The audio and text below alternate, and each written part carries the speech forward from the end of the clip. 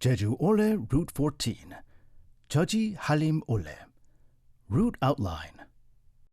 Let's start on Jeju Olle Route 14, from Jeoji through Hallim, that opened on September 26, 2009.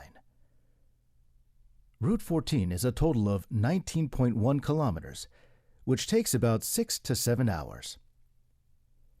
The difficulty is rated as medium, and the route is relatively long, but there is no time to be bored, since the trail goes through a calm and cozy green forest trail and follows the cool, energetic blue sea of Jeju Island while you are hiking. First of all, let me introduce the main points on Route 14.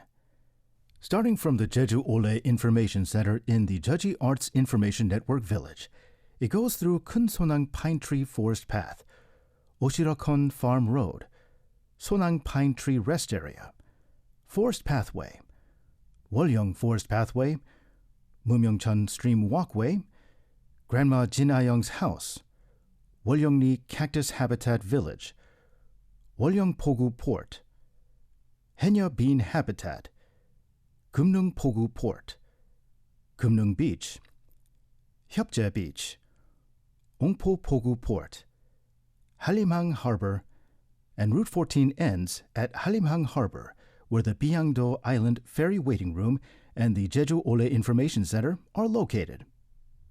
There are Jeju Olle Information Centers at both the starting and finishing point of Route 14. You can get information on transportation and restaurants needed for the Jeju Olle Trail. You can also buy Jeju Olle passports and eye-catching Jeju Olle souvenirs. From Jeoji Village, Route 14 begins with the Middle Mountainous Trail. There are no restaurants or shops, but you can find restaurants at Kumnung Beach, Hyupje Beach, and Ongpo Pogu Port, so please prepare water and snacks for the first half of the trail. Also, please remember that you can find a toilet at Wolyeongni Cactus Habitat Village after walking about 10 kilometers. With a 2.1-kilometer wheelchair-accessible area from Ilsung Jeju Beach Condominium through Kumnung Beach, please remember that you can take a walk with a stroller.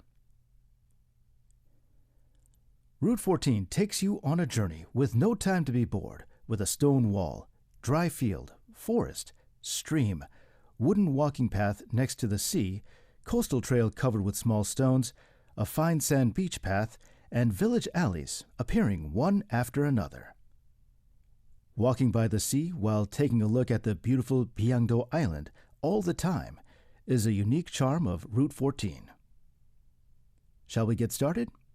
You enter the village path, surrounded by stone walls, in front of the Jeju Olle Information Center in Jeoji Arts Information Network Village below Jeoji-Orum. As you hike the route with Jeoji-Orum on your left, you can see tangerine trees sticking out their branches over the stone wall, and you will feel comfortable with the fresh rural scenery of Jeju, even in winter. As you slowly walk, enjoying paths and farm fields protected by the stone walls, you will see Keun Pine Tree Forest Path with big, harmonized pine trees and vine plants. Nang means tree in the Jeju dialect, and Keun Supgil was newly named by the Jeju Olle Foundation when pioneering and adding this path on the route. Passing through the forest, it leads to Oshirokon Farm Road. Oshirok means secretly being hidden in a secluded place. The dry field path, which is divided with winding stone walls, attracts slow-walking Olle hikers with its green farm products, unknown plants, and small wildflowers at the bottom of the stone walls. When this path was newly pioneered, the Jeju Olle Foundation named it Gulleongjin Forest Pathway. In the deep forest with tall trees, small trees, and vine plants, there is a winding path with uphills and downhills with a lot of stones. You might feel it's hard to walk, but a wooden path appears as if it is cheering on Olle hikers' footsteps. There are a lot of purple cabbage fields in the western part of Jeju Island.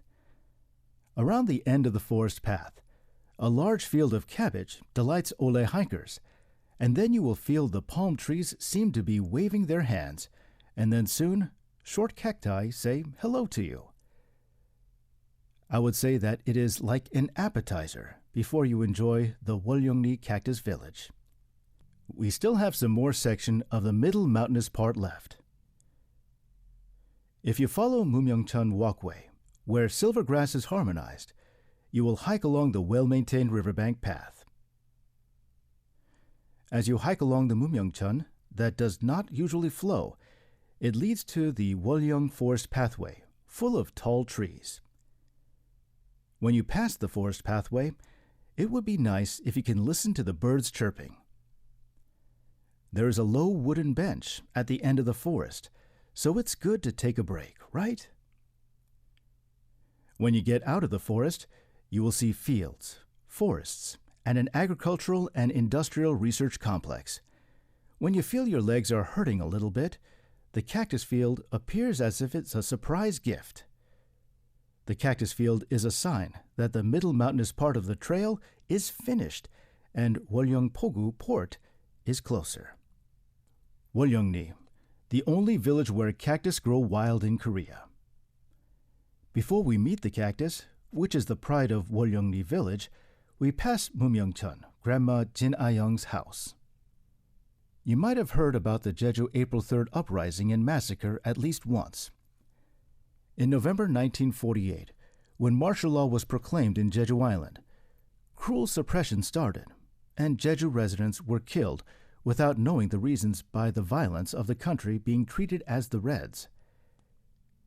Grandma Jin Ah-young was also a victim of the Jeju April 3rd uprising and massacre. In January 1949, she was hit by a bullet fired by a police officer who came to suppress people, and she lost her lower jaw and had to wrap a white cotton cloth around her chin without receiving any treatment. Since then, she has been called as Mumyeongchun Grandma, which means cotton cloth grandma, and she was not able to speak and eat properly. Suffering from the after effect of her injury, she died on September 8, 2004, at the age of 91. The house where the grandma stayed is still there, under the name of Grandma Jin Ah-young's house, so that everyone could remember her for a long time. Being left as a village museum in life, it became a place where we can look back on Jeju's painful history. Now, passing Woljeongni village, we can see the exotic view of a huge cactus habitat with a backdrop of the seas of Jeju Island. Walking on the wooden walkway, it is good to appreciate the cactus habitat stretching over the blue sea and black basalt. Looking up to see Byangdo Island, which looks so close as if you can catch it, let's move on to Kumnung Beach and Hyupje Beach, which are famous for their beauty in Jeju. On the right side, the route is protected by a long stone wall, which has been designed to keep the sea winds while observing the ocean on the left side. With many changes on the winding path, you should be careful not to slip in the section with a lot of pebbles. In the middle of the rocky path, you could see a wind power plant with a huge pinwheel spinning around. Nearby is the Henya bean habitat where bushes grow on rocks. Henya beans have round leaves with light red flowers that are about 2 to 3 centimeters around July and August. Since it is poisonous, it shouldn't be eaten by people. It was known that it only grows in Rabbit Island in Korea, but the Jeju Olle exploration team found it here for the first time. Now, the flat and gentle wheelchair section begins and continues to Kumnungni, which is a small fishing village. Here you will pass stone walls and low houses. Cute pictures on the wall are eye-catching. I recommend standing for a moment and enjoying the poetry that the residents of Kumnung village wrote and painted. Now, if you take a loop around Kumnungpogu Port, along the village path, you will reach Kumnung Beach and Hyupje Beach that show the true character of the seas of western Jeju.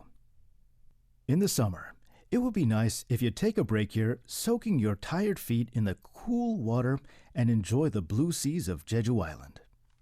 There is about 4.5 kilometers left until the finishing point, Hallimhang Harbor. As you are walking along the coastal road, you will see a cozy coastal village, Ongpori, which was named after its jar-shaped land.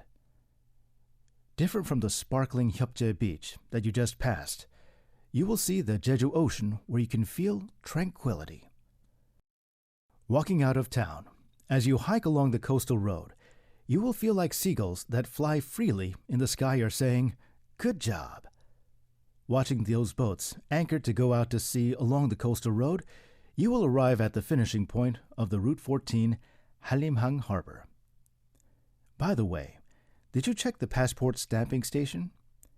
It is located at the starting point, in front of Jeju Olle Information Center at the Jeoji Arts Information Network Village, in the middle point, the Wolyeongni Cactus Habitat entrance, and at the finishing point, Hallimhang Harbor, in front of the Jeju Olle Information Center at Byangdo Island Ferry Waiting Room.